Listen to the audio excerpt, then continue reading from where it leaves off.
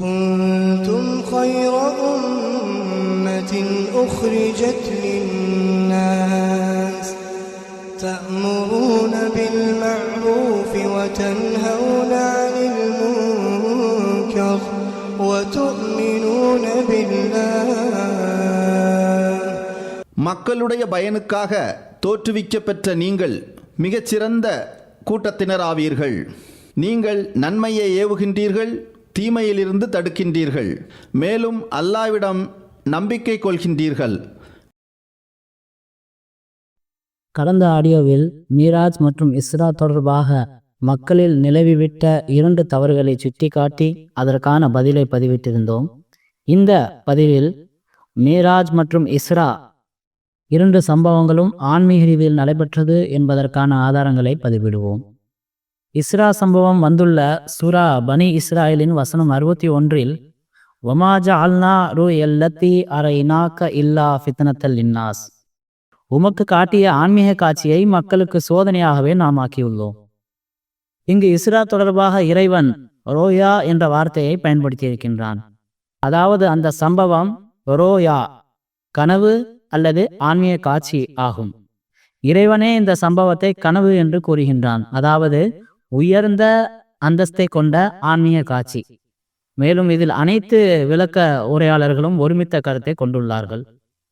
அடுத்ததாக மீராஜ் சம்பவம் பற்றி இறைவன் சூரா நஜம் வசனம் 12இல் மா கதபல் ஃபுவாது மாரா, அதாவது அந்த உள்ளம் தான் கண்டதை குறித்து பொய் உரைக்கவில்லை.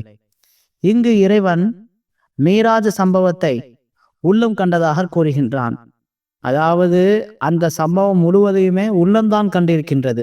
பூத உடலுடன் ஒரு சம்பவம் நடைபெற்றால் அந்த நிகழ்ச்சிகளை கண்தான் கண்டிருக்க வேண்டும்.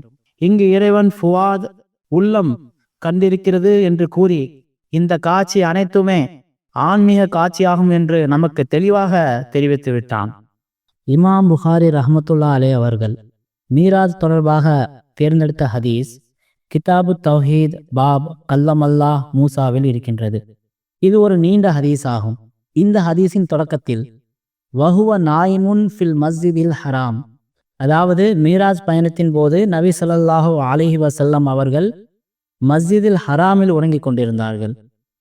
இந்த ஹதீஸின் இறுதி பகுதியில் வஸ்தைகசு வஹுவ ஃபில் மஸ்ஜிதில் ஹராம், நபி ஸல்லல்லாஹு அலைஹி வஸல்லம் அவர்கள் கண் விழித்த பொழுது மஸ்ஜித் ஹராமில் இருந்தார்கள். ஆக உறங்குதல் மற்றும் கண் விழித்தல் இதற்கு இடைப்பட்ட நிலையில்தான் மீராஜ் பயணம் ஏற்பட்டது. ஒரு மனிதர் உறங்கும் பொழுது கனவையே காண்கிறார். ஆனால் நபி ஸல்லல்லாஹு அலைஹி வஸல்லம் அவர்களுடைய ஆன்மா உயர்ந்த அந்தஸ்தை கொண்டதால் இது உயர் அந்தஸ்தை கொண்ட ஆன்மீக காட்சியாக இருந்தது. இஸ்தைகசு என்ற அரபி சொல் தூக்கத்திலிருந்து கண் விழித்தலுக்கு கூறப்படுகின்றது. இப்பொழுது இங்கு ஒரு கேள்வி எழலாம். நபி ஸல்லல்லாஹு அலைஹி வஸல்லம் உறங்கினார்கள், பிறகு கண் விழித்தார்கள். இதற்கு இடப்பட்ட நிலையில் அன்னாருடைய உடல் அங்கிருந்து உயர்த்தப்பட்டிருக்கலாம் அல்லவா? உயர்த்தப்பட்டிருக்கலாம். ஆனால் இது தொடர்பாக நமக்கு ஒரு ஹதீஸ் கிடைக்கின்றது. இஸ்லாத்தின் பிரபலமான வரலாற்று ஆசிரியர் இப்னு இஸ்ஹாக் அவர்கள் ஹஜ்ரத் ஆயிஷா ரலியல்லாஹு அன்ஹா அவர்கள் கூறியதாக கூறுகின்றார்கள். மீராஜ் இரவின் போது நபி ஸல்லல்லாஹு அலைஹி வஸல்லம் அவர்களுடைய உடல் மா ஃபுகித ஜஸதுஹு, அதாவது அன்னாருடைய உடல் மாயமாகவில்லை, மாறாக மஸ்ஜித் ஹராமிலே இருந்தது.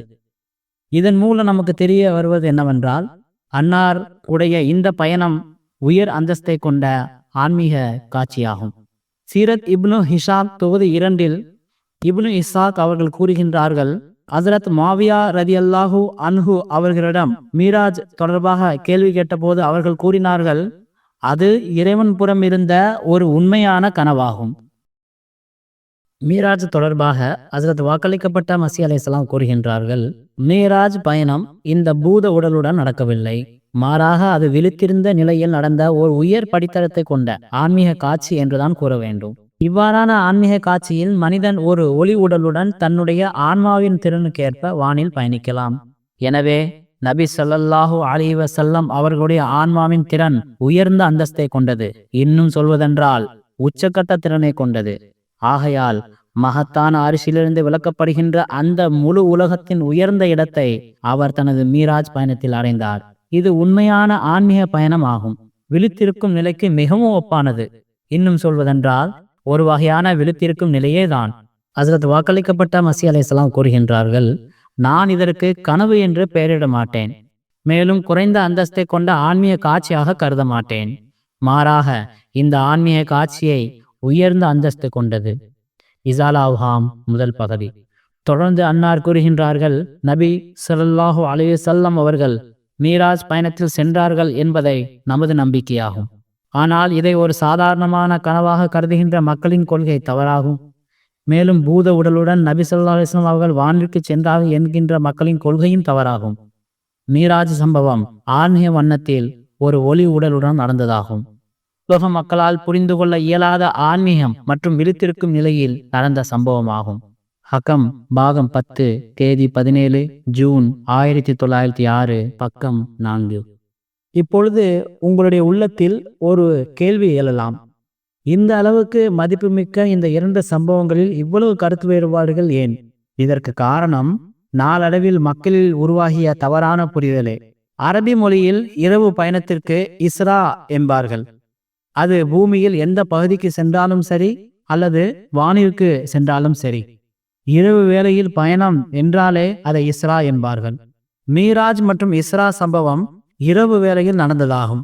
எனவே மக்கள் இரவு வேளையில் நடந்த இந்த 2 பயணத்தையும் நாளடைவில் இஸ்ரா பயணம் என்று கூறி 2 சம்பவங்களையுமே ஒன்றிணைத்து விட்டார்கள். இது பிற்காலத்தில் தோன்றிய மக்களின் புரிதலின் தவறாகும். சஹாபா பெருமக்கள் இஸ்ரா என்ற வார்த்தையை மஸ்ஜிதில் ஹராமில் இருந்து பைத்துல் முக்கத்தஸ் சென்று அங்கிருந்து மஸ்ஜித் ஹராமிற்கு திரும்பிய அந்த இரவுக்கே பயன்படுத்தி உள்ளார்கள் என்று புகாரி மற்றும் முஸ்லிமில் உள்ள ஜாபிர் அலி அவர்களுடைய அறிவிப்பில் நமக்கு கிடைக்கின்றது. இவ்வளவு கருத்து வேறுபாடுகள் உருவாக அடுத்த காரணம் என்னவென்றால், இந்த 2 பயணத்திலும் ஒத்துப்போன ஒரே மாதிரியான விஷயங்கள் அதிகம் இடம்பெற்றுள்ளன. உதாரணத்திற்கு புராக், அதாவது கழுதை போன்ற வாகனம், அடுத்தது நபிமார்களை சந்திப்பது, அடுத்தது நபிமார்களுக்கு இமாமத் செய்வது, சொர்க்கம் மற்றும் நரகத்துடைய சில காட்சிகளை காண்பது. மீராஜ் மற்றும் இஸ்ராவில் இவ்வாறான ஒத்துப்போன சம்பவங்கள் இடம்பெற்றுள்ளன. இதனால் மக்கள் நபி ஸல்லல்லாஹு அலைஹி வஸல்லம் அவர்கள் மஸ்ஜித் ஹராமிலிருந்து பைத்துல் முக்கத்தஸ் சென்று அங்கிருந்து வானிற்கு ஏறி சென்று வானிலிருந்து பைத்துல் முக்கத்தஸ் திரும்பி அங்கிருந்து மஸ்ஜித் ஹராமிற்கு திரும்பினார்கள் என்று மீராஜ் மற்றும் இஸ்ரா சம்பவத்தை ஒன்றாக இணைத்து விட்டார்கள். ஆனால் புகாரியுடைய ஹதீஸ்களை பார்த்தோமானால் இஸ்ரா பற்றி தனியாக பல ஹதீஸ்கள் இடம்பெற்றுள்ளன, மீராஜ் பற்றி பல ஹதீஸ்கள் தனியாக இடம்பெற்றுள்ளன.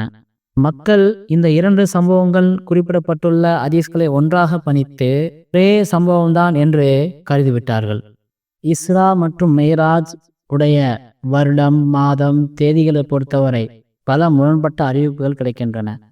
சிலர் ஹிஜ்ரத்திற்கு 6 வருடங்கள் முன்பு, சிலர் 1 வருடம், சிலர் 2 வருடம், சிலர் 5 வருடம் முன்பு நடந்ததாக கூறுகின்றார்கள்.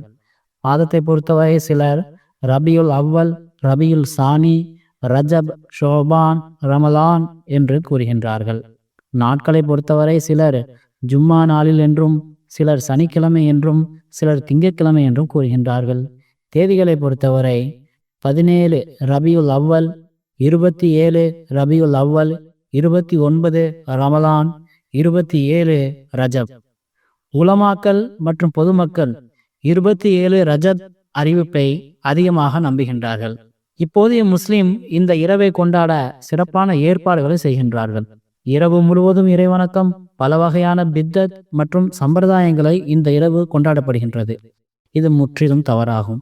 ஏனென்றால் நபி ஸல்லல்லாஹு அலைஹி வஸல்லம் அவர்கள் இந்த இரவில் சிறப்பான நிகழ்ச்சி எதுவும் நடத்தவில்லை. இந்த இரவின் சிறப்பை கூறி இறைவணக்கம் செய்யுமாறு கட்டளையிடவும் இல்லை. அன்னாருக்கு பிறகு அன்னாருடைய ஹலிஃபாக்கள் காலகட்டத்தில் இந்த இரவு சிறப்பானதாக கொண்டாடப்படவில்லை. எனவே இவற்றிற்கும் இஸ்லாத்துடைய போதனைக்கும் நபி ஸல்லல்லாஹு அலைஹி வஸல்லம் அவர்களுடைய சுன்னத்திற்கும் எந்த தொடர்பும் இல்லை. அஹ்மதியா முஸ்லிம் ஜமாத் இவ்வாறான பித்தத்துகளை சரியானதாக கருதுவதில்லை. இவ்வாறான சடங்கு சம்பிரதாயங்களிலிருந்து முற்றிலும் அகன்றுள்ளது. அல்ஹம்துலில்லாஹ்.